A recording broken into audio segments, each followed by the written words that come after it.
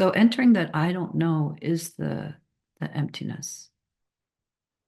That's accessing emptiness, where everything's birthed out of, the causal. So when you go into I don't know, you're opening the door to the causal, to that which everything emerges out of. And you can grow that. You grow that gap. As I put in my last course, we spoke about this in the last meeting, just last Sunday, was we entered I don't know, not knowing.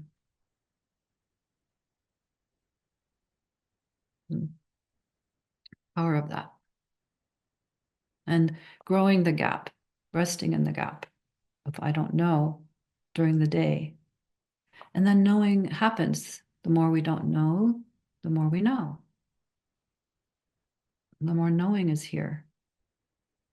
So that's how the two wings of the bird serve each other right then and there as an example of paradox living itself out. The more we don't know, the more we know. The more that we're identification of our human being fades away, the more that we show up as a human being, the real potentiality. The more emptiness in the heart of the unconditioned heart, the more intimacy there is being here. The more that personal will fades away, the more divine will appears.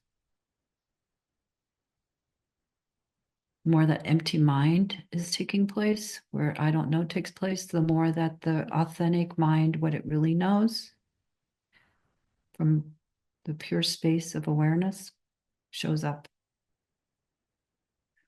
So that's how this works.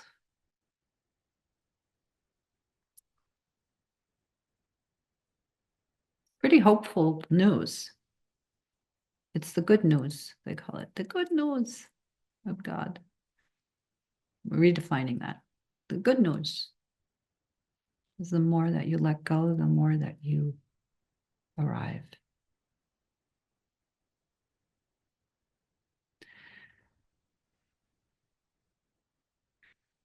Let's see if there's anything else. Have you all heard that saying, always being, always becoming? It's really lovely. Always being. Anyway, you can hear it now. Always being, always becoming. So being and becoming. The more that you rest, that being, it knows itself as that, the more that it just naturally becomes. It's just, the causal is always creating. Emptiness doesn't stay empty, obviously. It bursts itself. It's birthing and rising and falling and falling and rising. Emptiness and form being one. And the two wings, they make the one bird fly, right? That's how we fly. That's how flying happens. Emptiness, form, two wings, flying. And then we're living our birthright, as I put it. Birthright being lived. Is it perfect? No. It's learning its way. It's an evolution. True nature? Okay, true nature, boom.